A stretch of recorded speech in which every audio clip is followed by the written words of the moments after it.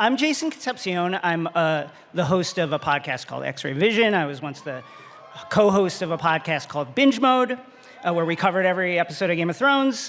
I'm so delighted to announce that I am co-hosting the official Game of Thrones podcast, House of the Dragon, with Greta Johnson from the Nerdette podcast. Let's get a little spicy, shall we? Let's add a little fire and blood to our brunch. Please welcome our incredible panelists, Fabian Frankel, Eve Best, Steve Toussaint, Matt Smith, Emma Darcy, Olivia Cook, Patty Considine, Millie Alcock, Emily Carey, co-showrunners Ryan Condal, and of course, George R.R. Martin.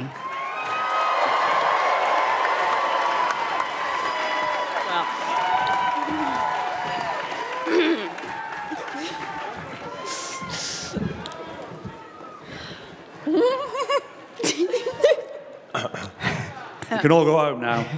Well, before we get started, Emma has a message. Oh, yeah. Okay, so Miguel Sapochnik, who is co-showrunner with Ryan, got COVID yesterday, so he's not here.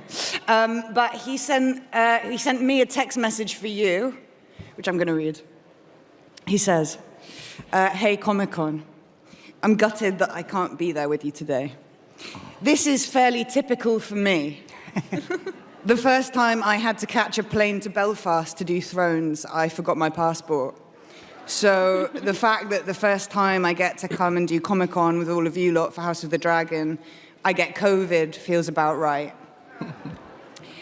I am deeply honored that so many of you have turned up to show your excitement for House of the Dragon.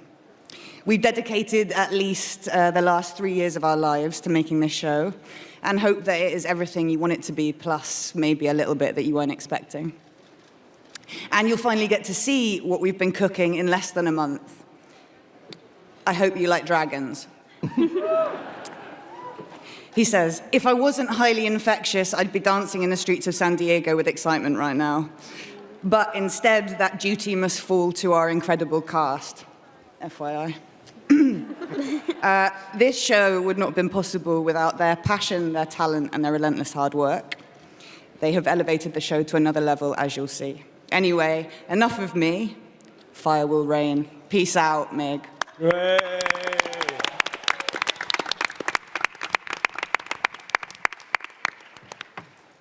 Ryan, George, set the stage for us. What can we expect from House of the Dragon? Fire and blood. And dragons. Yeah. I think the most compelling thing about this particular story, and I think it's the reason that this was the spin-off successor show, as George calls them, that he was most excited about, is because it delves into the history of the Targaryen dynasty. And that's something that we hear about in A Song of Ice and Fire in the pages of the book and the original series, Game of Thrones, but we never really get a real sense of it. So this series begins at the absolute pinnacle of the dynasty, the height of power and wealth and influence. They have the most dragons that they'll ever have, and it's just before the bloom starts to come off the rose. Oh, Is that fair? yeah. That's good. Patty, Your Grace, King Viserys, our King Viserys. How's the throne? Comfortable? It was lovely, yeah. I couldn't wait to get on it. I got very territorial with that throne, and I wouldn't allow anybody else to sit on it. That's smart. Why doesn't anybody put pillows on it? Well, it's part of it is because it's supposed to be uncomfortable to sit on, I think. You know, I didn't have a pillow, by the way. I suffered on that throne. So, but yeah, it's not a comfortable thing. It's made of swords, so, you know, it shouldn't be a relaxing experience sitting up there. What kind of a ruler is King Viserys? He's a kind man. I think he inherited the crown because he was, in my view, he was a good scholar and a man of good temperament and a kind man who's trying to sort of keep the peacetime going within the kingdom. And I think that's why he was chosen as king. But he's a man who's... what I wanted to do with the character when I read the script was just imbue him with as much humanity as I could. And bring as much kind of life to him as I possibly could. But he's a man that cares about things. There's great tragedy in him. He loves his family, he cares about his position.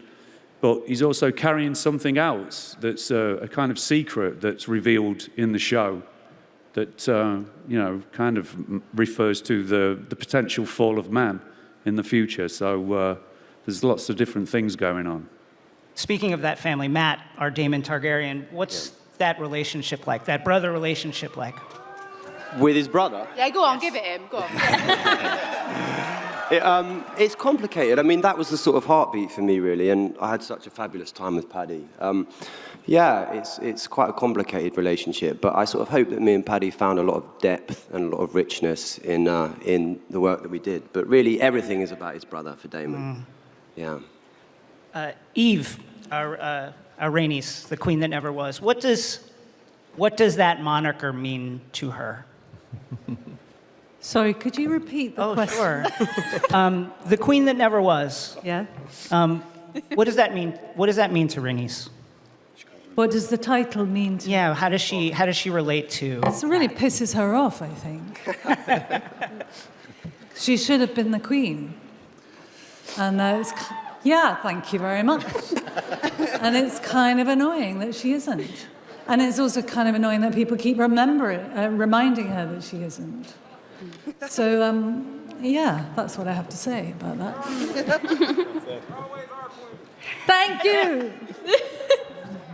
Steve, our Corlys Velaryon, part of Rhaenys' family. Tell us about that badass sailor adventurer that is Corlys.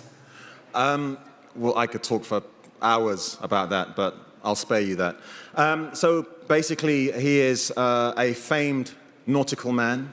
He did his first solo voyage, I think, in his teens. He built his first ship called the Sea Snake at the age of about 21. And he went on these famed 9 voyages, which is the basis of the fortune that he has amassed when we meet him in this series. So at the time that we meet them, he's an extremely wealthy man in this land, and that's through his adventures. He's a self-made man. Fabian, our man from Dorne. People appreciate his hard work. Thank you. Fabian, our man from Dorne, a vibrant fighter. How's the sword play going? Better than when I started. Our first rehearsal with Matt, I smashed him in the face with a sword. And I thought I was going to get fired pretty quickly. You did? Yeah, I did. Scarred me for life. So, I know. Getting better. Yeah.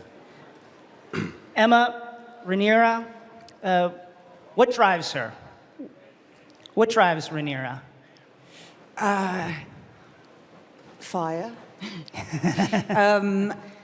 I think Rhaenyra is fueled by that old Targaryen stuff. And I think probably the journey she goes on in the series is one of working out when to let that fire burn and when to dampen it. There you go. George, what's it like seeing these characters come to life from this part of Westeros' history, 2nd century of the Targaryen rule? It's pretty exciting.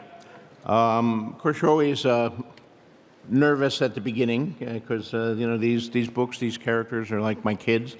And when you give your kid to people for adoption, you wonder how they will be treated. Will they be, will you recognize them when they come back to you and all that? But I've been very, very fortunate here. I think Ryan has done a great job of adapting the book so far. And thank you. And our cast here is amazing. I haven't had a chance to meet them. Unfortunately, with COVID, I didn't get to visit the set and hang around as I did on a certain other show in the past. But I've seen 9 of the 10 episodes, and it's pretty amazing.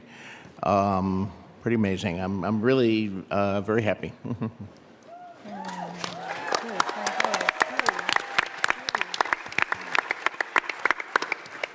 Ryan, you mentioned all those dragons. We can't wait to see the dragons. We love the dragons.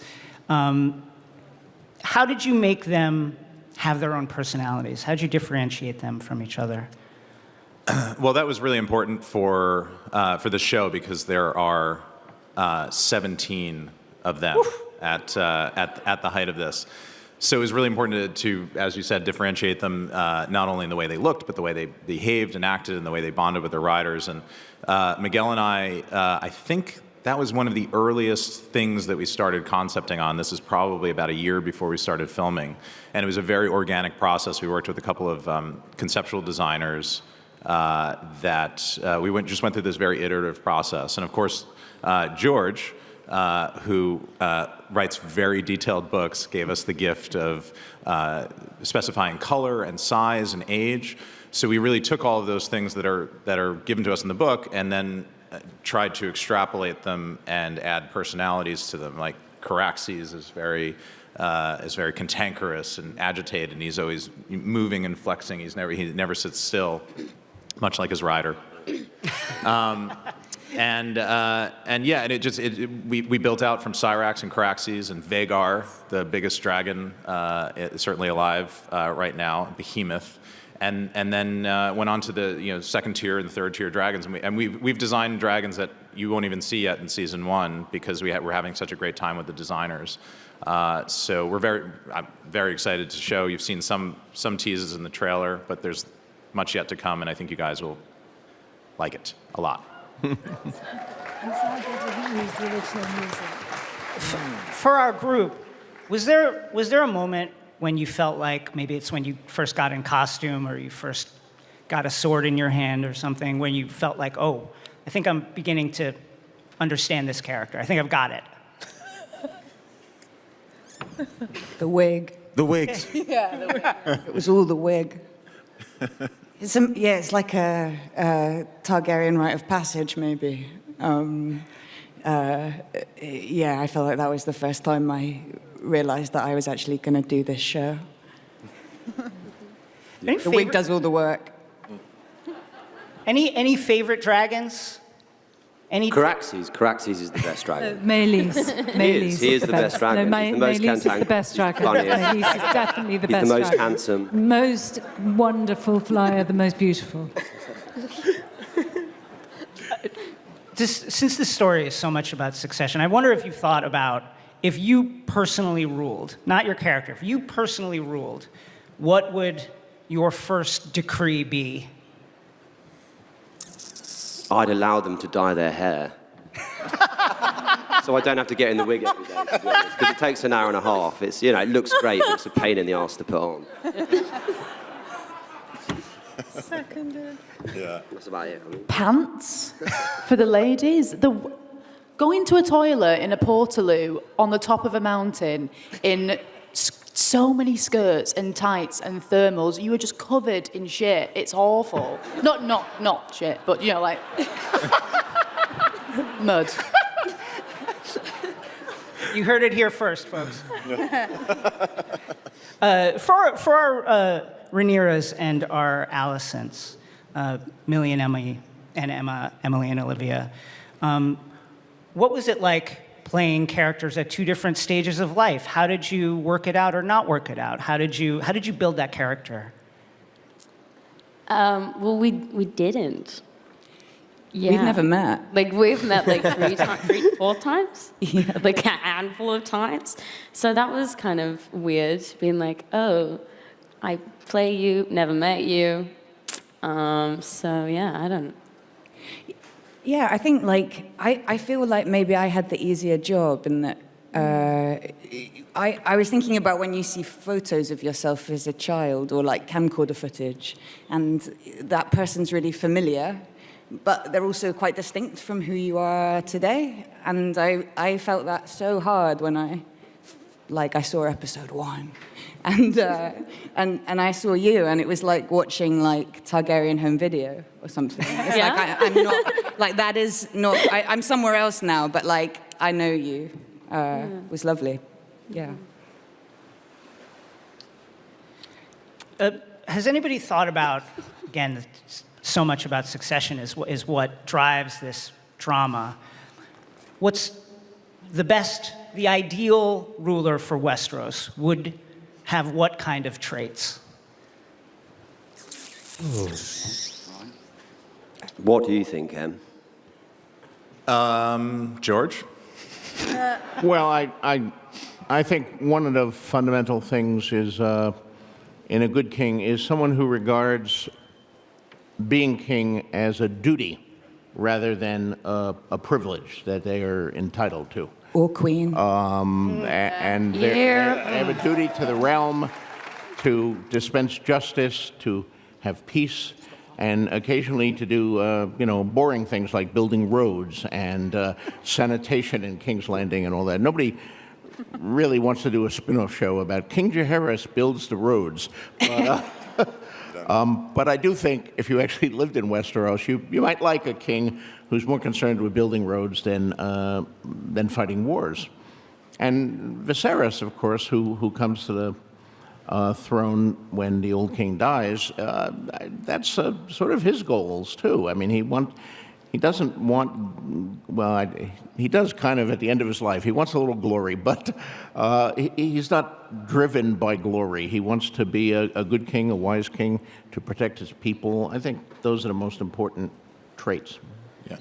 Yeah. I mean, I really love the way that Paddy embodied King Viserys, because I think in the reading of the book you can get this impression that he's passive and he's a people pleaser and he's just trying to keep the peace all the time, and he is. But I think the thing that Paddy brought to Viserys was this real inner fire and his passion for being a people pleaser and trying to keep everybody united and fighting to do so, knowing that we're sitting at the top of the heap here, and if I let order break apart, war will follow, and it's my duty to not let that happen. So he fiercely tries to keep everybody together, but it's Game of Thrones, so everybody has their own political agendas and desires for power and strength and influence.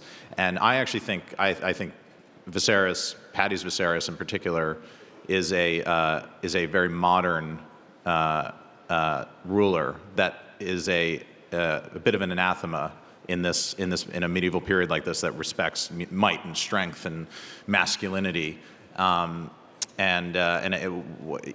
Viserys does and is remembered for, I think, is not necessarily in line with the way he attempted to rule his kingdom.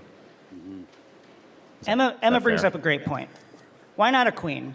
When Aegon invaded, 66% of the dragon pilots were female. What is it, George or Ryan or anyone, what is it about Westeros that they're just so anti a queen? Yeah. Great question. I'd like to know. You know, my books are fantasies, obviously, but I do follow history a lot. I get inspiration from history, and then I take elements from history and I turn it up to 11, obligatory Spinal Tap reference, or to 111. Game of Thrones, as many people have observed, was based very loosely on the Wars of the Roses. This show was based on an earlier period of English history called the Anarchy. And, I pilfered freely from real history. When Henry I, the King of England, when his only legitimate son drowned while trying to cross the English Channel, he was left with only one legitimate child, which was his daughter Matilda, and he named her his heir, and he made all the lords of the kingdom swear their fealty to her. And then some years later he died, and most of the lords of the kingdom forgot about that oath or said, no, it doesn't apply, because here comes her cousin, Stephen, who crosses the channel quickly and steals the treasury and gets himself crowned king, and you entered the period called the Anarchy, where Maud, or Matilda, she was known, and Stephen fought for a decade, 2 decades, whatever, yeah. Horrible and bloody.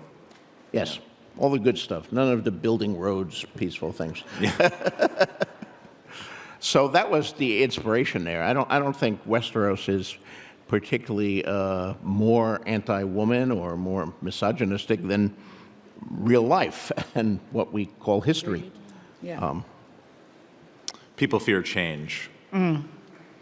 I mean, we also haven't fixed it, right? Like, we still choose male rulers, like it's 2022, and we tend to pick men. And like, I think one of the questions of the series is, if you are a woman looking to rule, how do you convince male subjects that you're not other? Like, that's kind of a question. I don't know it has an answer. We don't have an answer, but today.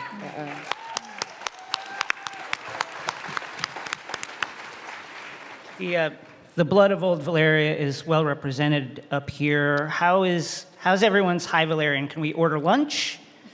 Can we? Millie can. No. Millie's really Millie's good excellent at it. No. Millie's the best. I can only order a cappuccino. I don't know. I only know what I said in the scene of How to Say It in High Valerian. Even then, I don't even know what I'm saying. But it was fun. I mean, me and Matt had a lot of High Valerian scenes together. A lot. Which was fun. Did anybody else speak? Paddy? I had one line. Yeah. I think it's been cut. Let me try and remember it. It's something like Skorki dosos adrizo dromon tomepse unerati laudixan kotas.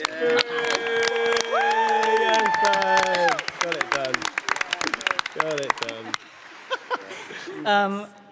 Yeah. Obviously, the shoot can be super intensive, but how did you guys have fun on set? How did you blow off some steam? Boxing, darts, trivia night? I wish. That's going to be in the rider next season. Or if there is a next season, I don't know. There was a chocolate table that Reese would flirt with up until 5 p.m. and then he'd just ravage the whole entire table. Reese plays Otto Hightower, and he isn't here today, which is upsetting, but he's great. He also had like an amazing way of eating crisps where he would sort of like finger the bag and really kind of, and then it would spill everywhere, all over, and then he would run off and be like, wow, there's a massive mess here. I don't understand where this comes from. Also, the joys of watching him take the absolute piss out of Fabian. I could see, like, cogs turning in Reese's head as he's looking at Fabian, and then he'll just be like, Fabian, ever thought about playing a teenage werewolf? And it was just... And then you'd be Teen Wolf for 3 weeks until it was something else. Yeah, he started a lot of rumours on the set, most of which I don't think I should share. This is a world that is famed for its iconography, the Valerian steel swords, dragon eggs, the Iron Throne. Any particular favorite prop? And I ask because if you can steal it from me, that would be super great. But any favorite props, any favorite item from the world? My knife. It's a very important knife. Not my knife. What? Kidding. Yeah, my knife. I wanted to keep it. But, they're very hot on that on the show. So they wouldn't let me take a knife. And, trying to nick one was hard as well. So, yeah, that was the thing for me. I quite liked having a knife. I thought they'd give it me at the end, HBO. I was a good king after all. If there's anyone listening out there, give me the fucking knife. HBO, please give him the knife. Note. Sorry Ryan for the here, language. of course, that's actually minus. collects movie and television props. He has a wonderful podcast I called do. What Dreams Are Made Of. Yes. So I expect at the end of the show you'll make off with all the really good props from your collection. I'm going to get a knife for Patty. Thank you, Ryan. Yeah. Thank you, brother. Make it happen. Great plug for Ryan's podcast. Thank you, by the way, George. Ryan, as a prop connoisseur, anything that you were really geeked out about to see? All of it. Yeah, it was everything was great because it's a wonderful kind of show for that because everything has to be custom made. You can't really buy stuff off the shelf. All the costumes are bespoke. all the weapons are custom made for the show, everything, banners. So it's just a feast for the eyes. Are the severed heads going to be custom made, or can you get a box of severed heads like we did with Game of Thrones? We have a specific budget line item in season 2 for custom severed heads. Ah, very good. So I did nick something. what did you? I'll never tell you what it was because no one's known it's gone missing, but I did steal something. Come after me. Erase this tape. Erase this tape. For our group, how much of family is so important to this story? Did you lean on any of your own family history to try and find the drama here, or is it just all on the page for you? I'm not. Pretty much on the page. I mean, my family history doesn't involve, murder, rape, and incest, as far as I know. Yeah, I think for the most part it was what's on the page, and then trying to equate the value you have for your relationship into the character's value for his or her relationship. I think that's kind of how I approached it anyway. Are you a sailing man now, Steve? No, I actually get seasick, which is doesn't augur well. But no, I don't. But I was kind of jealous because my whole family all get to ride dragons, and I don't, which is thank you. I don't ride a dragon. Someone here loves me. Thank you. Yeah. Indeed. There you go. But I'll survive. Jason. Yes. Emily Carey impressed both Miguel and I really out of our seats on one of her first days on set, because she does journaling in character as a way of learning her background. Emily, you should talk about that because it's fascinating. Yeah, so I find it one of the best ways to get into character. And for Alicent, we had so much creative freedom, all of us as a group, including Millie and Reese as well, to sort of make up this whole backstory to her. Obviously, when we find Alicent, she doesn't have a mother, and there were some gaps that we had to fill, and so to sort of figure it all out, I just started journaling, and with the advice of Miguel and Ryan, I managed to come up with some form of backstory, and it proved to be very, very useful. So I think that ties into the family thing as well, is that there's a lot of Alicent's family that you don't see. But for the relationship between Alicent and Otto, family is such a key word, because it's all about bloodline. I mean, that's kind of what the show's all about. So, is there anything you could share that you found through that process? I think it just gave me a deeper understanding of Alicent. I think she's so multifaceted. There's so many layers to her. I think lots of people are expecting her to be the villain of the show already, but I think bringing her in younger, there was a lot more to explore. I think we were saying earlier as well that we didn't really talk to our older counterparts because there's such a huge character progression for both Alicent and Rhaenyra. I've never had the freedom to be able to create a whole human being like this before, so it was so much fun being able to go so in depth with her. That's wonderful. We heard a lot about the. Nicely done. Is there even such a thing as a hero and a villain in this story for our group? Well, it depends on how you define those terms. We're not going to have, anyone who's called Lord Evil or Mr. Atrocity or anything like that, and we don't have orcs or Trollocs or any like that. But they're certainly evil. I always believed in the most interesting characters are great characters, like all the human beings I've ever met and read about, who are capable of generosity and love and doing good, and then the next week they do something selfish and bad, and we all have things to be proud of, we all have things to be ashamed of, and to my mind, I'll quote once again William Faulkner, who in his Nobel Prize acceptance speech said, "The only thing that's worth writing about is the human heart in conflict with itself," and that's something I've always taken as a mantra here, that all of these characters, have good in them, have evil in them, and it's a matter of what choices they make. And I like the fact that the readers of Fire and Blood divided as to who actually is the hero and who actually is the villain. And I hope the viewers of the show will have the same issues here. We probably should have seated this audience with greens on one side and blacks on the other. We're not there. We're not there yet, George. Okay. We're very united right now. The crowd is very united. Everybody is very happy. We don't want a war within the audience. So we'll just do yet. that next year. Yes. Right, okay. What's it like to ride a dragon? I'm sure a lot of us have imagined it in this room for our dragon riders. What's that experience like? The only dragon I have ever ridden in my life is the one from the Never-Ending Story. Atreyu. Yeah, him. Because I don't ride a dragon in the show. But I was in the film studios in Germany, and there was something that looked like a bunker, and it was really run down, and these school kids kept going in and out of it, and I was like, what's in there, you know? So when everybody went, I tried the door, and it opened, and I walked in, and there he was. Like, in this room with all damp and everything. He was like... So I was like, it was just me and him, so I got on the back and had a little ride, like... Yeah. So that's the only dragon I've ever ridden. True story. Falcor.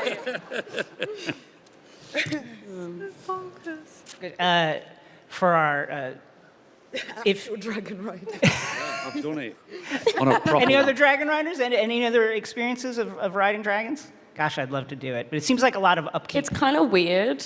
Like, okay, so I'm gonna paint you a picture. We worked on a volume stage, which is basically the size of this whole hall, and it's all LED screens, and you're propped up on what looks to be a mechanical bull that you might ride at like a bar or a pub, and they harness you in, and then you're just lifted like 6 feet off the ground, and there's just like 4 guys with leaf blowers, and you've just got to like do it. I mean, it's strange. Yeah. But it also feels weirdly alive. I don't know how anybody... I know, that's what's weird about it. Because it makes these noises, so it goes... when it's moving. And it's moving, and you're... And it is weird, isn't it? It feels like it's a live thing. Is that just me? No, I agree. I You also felt have mine to was like very alive. act opposite these dragons. It's like a man holding a tennis ball on a stick, and then like another dude blowing, and then like the director will be like, okay, so now you're getting attacked by the dragon, and you have to like scream at this tennis ball, and it's really hard to keep a straight face when you're doing that. But I did, I promise. He did a good job. Ryan, I'm sorry to ask you this again, but I think it's such an incredible story, and one I think probably many people in this room have imagined, is how your relationship with George started. I refer to it as a bit of light fan stalking. My very first television pilot was a supernatural Western that NBC had picked up to go shoot. And we selected, by chance, the filming location of Santa Fe, New Mexico. And I said, well, I don't know anything about Santa Fe, New Mexico, but I know one person who lives there. And I was going to be there for many months. And I said to my agents, knowing that they also represented George, hey, can I buy him dinner while I'm out there and just talk to him and pick his brain? And this was 9 years ago. And I don't know why, but George said yes and let me buy him dinner and sweat profusely in front of him. And we just, I talked a lot about his books and how much I was influenced by him as a writer. And I just really wanted to just get to know him and pick his brain a bit. And then he came and visited set and hung out on our Western. And everybody kept asking me, do you know George R.R. Martin? And I said, I guess I do now. And we stayed in touch. And he came to L.A. Fairly often to win Emmys. So he would always look me up in September when he was in town. And one day he called me, and I came out to have a beer with him, and he offered me a job. And here we are 4 years later, and it's mental. It's crazy. Wow. Ryan may have been picking my brain when I visited the set, but I was stealing his cast. We did 2 of the people on that busted pilot were That's later right. hired by Game of Thrones. That's right. The great Pedro Pascal was was a Pinkerton detective in kind of bumbling Pinkerton detective in our pilot, and also the great Mikkel Huisman was the star of the show. He played Drake Sinclair, the rogue gunman. And later went on to be our second Dario Naharis. That's right. Infuriatingly handsome. We're about a month out now, and here we are at Comic-Con, Hall H. Candidly, I'm freaking out. How is everybody feeling? How is everybody feeling right now? Ill. Knowing that the show is looming. Ill. It's weird, isn't it? Because, there's this behemoth that we're following in its footsteps, and there's a massive pressure that we feel, to give you guys what you want, but also make it different, and to also put our own stamp on it. And we're so grateful for what came before, which was so amazing. And we just hope that this has the same legacy, because, God, we worked our bums off for a year, and, these guys worked for longer, and yeah, man, I just hope you like it. Don't clap.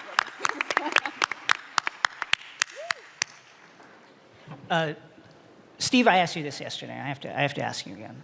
As a fan of color, as an Asian fan, it's delightful to see you here. What is it like to be here? It feels great to see you in this role. Thank you. It does feel great because other than, as we spoke about yesterday, other than certain people's viewpoints about someone who looks like me playing this part, it hasn't really played a part in the role, in my experience on the job with my fellow actors. As I said, there are people outside who find it a little hard to stomach that someone who looks like me would play this part, but that's an issue they have to deal with. I don't have to, so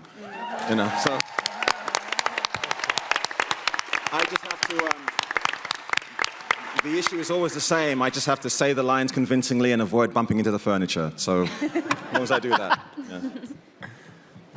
Any other thoughts? Any other stray thoughts bumping around in anyone's head? I'd get arrested, You don't want to ask mate. that of this cast. Patty, Steve told me you can box. I can't box. No, don't start that one.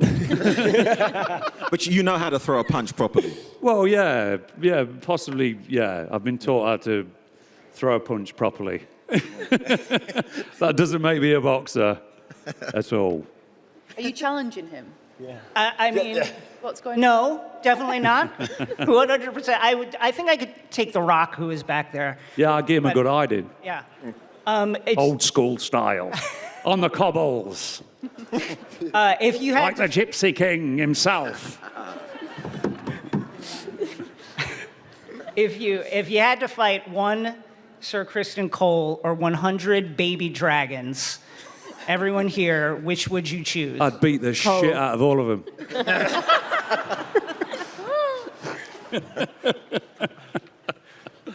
Yeah. Is it time for fan questions yet? Yeah. Yeah.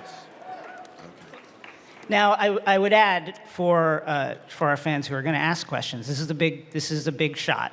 Yeah, Don't I throw see it that. away. If you've read the books, don't ask a question like, hey, when so-and-so meets so-and-so, is so-and-so going to happen? If you haven't read them, don't ask what's going to happen. This is a great opportunity for the peeps. Hi, what's Hello. your name? My name's Luke. Matt, guess what? It's morbid time. All right. It's what? It's what? you starred in a movie recently called Morbius, which is great. Oh yeah. Oh right, thanks. All right, my That was said with my deep irony, question- was it? All right, I gotta get to my question. My question for you is, how would your character in Morbius fit well into the Game of Thrones universe? Well, I mean, he's a vampire, so I think he'd struggle first off. I don't know, really. How would he fit well into the Game of Thrones universe? It's a very good question. I think he would be a fish out of water, in truth. I don't think he's got the chops to do it. But I'm glad you watched a completely different movie to this. Oh, the Doctor would be all right, mate, yeah. He'd land on his feet. Next, your name? My name is Tori, and my question is for Eve. Is that Rhaenys? It is. Oh my God, you look amazing. That's Thank amazing. you. You look so much better than I do. You definitely look much Oh better. my God. So the hair's even better, isn't it? Yeah, everything. Is that the wedding? You come as the wedding? Yeah. Oh my God, I love it. Thank you. That's incredible. So you come from a theater background where you've played many famous characters from text. What drew you to Rhaenys, and how does it feel to be joining a universe with such another famous character from text? I'm so sorry. Can I just ask you to ask me that a little bit slower? Because I didn't quite hear all of it. Of course. So you come from a theater background where you've played many famous characters from text. Yeah. What drew you to playing Rhaenys, and how does it feel to be joining another universe with such a famous character from text? Oh gosh. Well, I don't. What's going on down there? It was an amazing. It is an amazing thing, an amazing creature that I didn't know anything about the Game of Thrones before I joined the show, but I hadn't seen it, but I knew that it was this amazing deal, and I was very, very intrigued to learn more about it. And when I met Ryan and Miguel, they were really cool. And I thought what they had written was very cool. We didn't have any information in the script that we were sent. All the names were changed, and they told us, "Oh, this isn't the real script." And the whole thing was really mysterious. So I didn't really know exactly what it was, this thing, but my agent just kept saying, "It's a really amazing, extraordinary world, and it's an extraordinary show," and it was wonderful writing, and then they were really amazing people, and I thought, gosh, I'd like to be part of this. And I'm really happy that I am.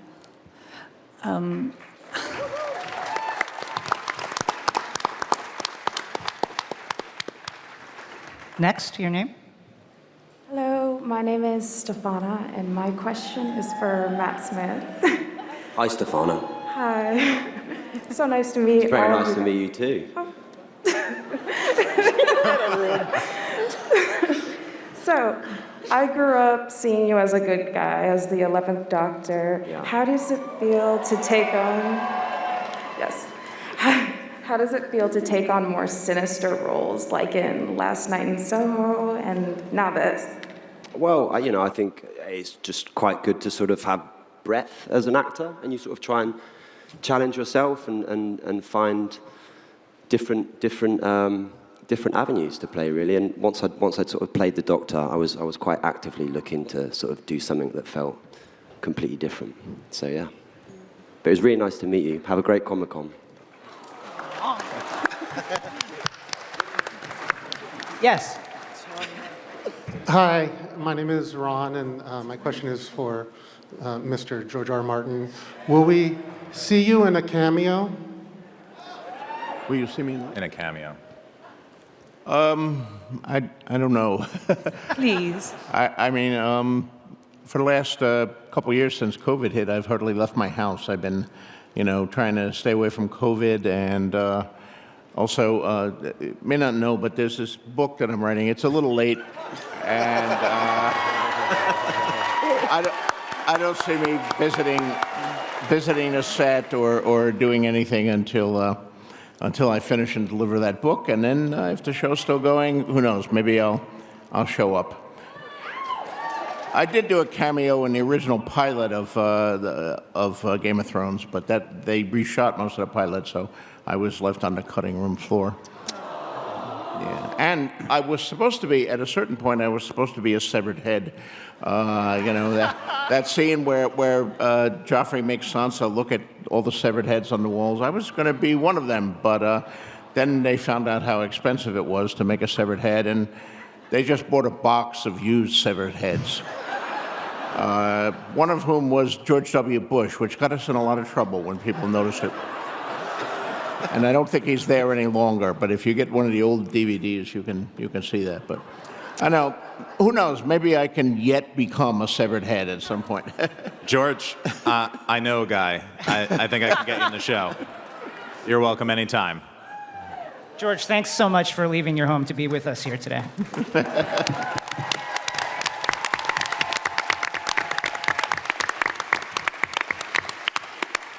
Yes. Oh, my name is Will. My question goes to George R. R. Martin. What was the most difficult piece of, say, this story that was hard to adapt onto this show that you feel comfortable discussing? Well, it is a very hard story to adapt because it's very long and it's very complicated and there are many, many characters in it. And so, Ryan had quite a challenge there in adapting it. I don't know, what was the hardest part to adapt? I mean, that's a great question. It's a really interesting challenge because it is not a traditional novel. It's not written in prose. It's a history book, as George calls it, a fake history. And so there's a lot of signposts in it, but there aren't necessary. There's some dialogue, but then other things, it's just, oh, this happened on this day, and then there was a war, or there was a fight. So the trick is, I think, painting in the lines that you have point A and point C, but you don't really know what point B was, and that's the fun of the invention of the show. But to me, the most challenging thing is just the sheer amount of time that the story covers, because it's the story of a generational war. So it was figuring out how to structure it in such a way that we could move people through this very complex timeline in a very simple way, so that people didn't get lost. And I think we've done a pretty good job.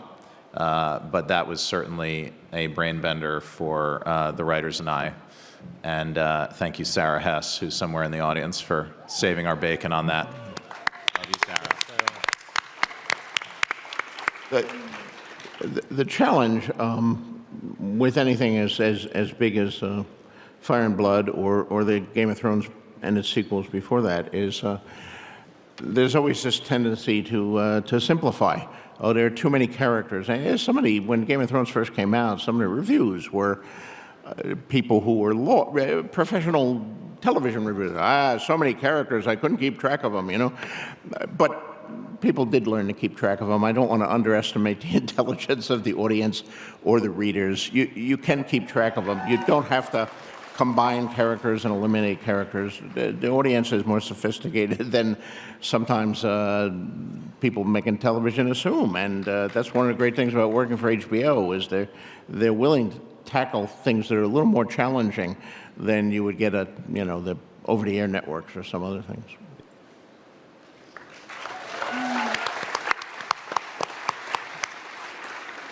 Hi.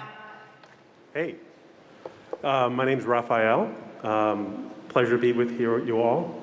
My question is, what realms in Westeros that we're just a little bit familiar with from the previous work are we really going to get to dive in and get to know? Oh, realms. Yeah, realms, geographies. Oh, and one quick comment. Oh, the microphone. Oh, no. He was going to tell us that we were great. What? Driftmark, right? Driftmark, yeah. Driftmark, yeah. Yeah, I mean, there's a lot of King's Landing. There's a lot of Dragonstone in the show. There's a lot of other places, too, that we have visited before and haven't seen yet. But I think Driftmark, which is the home of House Velaryon, the great sea snake, and his family is a new world that we explore quite a bit. Yes, I see the hoary old dragon, Valerian the Black Dread, waiting to ask a question. Yes. That's amazing. Yeah, so wonderful. It looks great. Hey, I'm Sari. My question is for anybody who wants to answer. So the sigil of the House Targaryen is a dragon. If you yourselves had a house, what animal or symbol would you pick for it?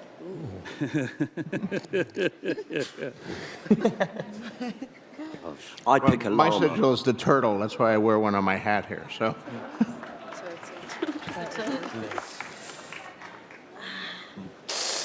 Emma, go on. No. For each other? Fabs? I don't have one. A wolverine. Yeah. No, maybe. A Yeah. badger or something. I don't know. Yeah. Just I'd something. have a lion. Turtle. I reckon like a fox.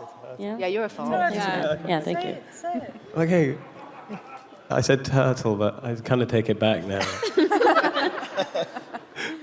I had a lot of fun writing the books with the heraldry. I get carried away with the heraldry for the houses. I read about, when I was starting, a lot about actual medieval heraldry and all that, which is fascinating, but also kind of boring, because it's like 75% of the people have lions and the others all have eagles. And, where are the badgers and the lumps of coal? Kristen Cole has, I think you have 9 lumps of coal on your shield, right? Yes. Yes, not really as exciting as a wolverine, but Yeah. still.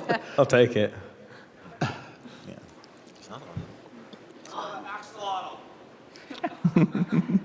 What Yes, about the next. what? Hello, I'm Nico Holt. Will we get a chance to see the house history of Targaryens through these series for the show? I mean, that's what the show's about. So I have good news for you. Will we get a chance? The thing about history, of course, is it's, just one damn thing after another, as someone said. That's right. So we're showing the history of House Targaryen at a certain point in time, but you can go before that. Fire and Blood actually begins with Aegon's conquest, so there are like 4 previous generations. And Aegon wasn't born from sea foam. He also had a father and a mother and a grandfather, and they're all the lords of the Targaryens that go back to when they escaped the Doom of Valyria. But you can go back further, and what were they up to in the Doom of Valyria? And who knows, maybe if I can only live to be 140 instead of 73, maybe I'll write some of those other stories about the Valyrians in the past. But there's a lot of history. Well, thank you so much, Hall H. I'm sorry we don't have more time for questions. I'm sorry. Let's go. Let him go. Let him ask his question. Okay, go. Get in. Hello, guys, all the D guys. British Counting Dude. They all love me back there. Got more quick fans question. than me, man. Sorry. Because I can't ask the original one. I'm guessing you've learned from the mistakes of the series. Have you banned coffee cups from the set? Banned what? Ban coffee cups. On the set. Coffee cup. Yeah. Have we? No. Okay, there it is. They're everywhere. Hall H, thank you so much. Everyone here can't wait for you to watch the series, August 21st. Thank you so much. This has been amazing.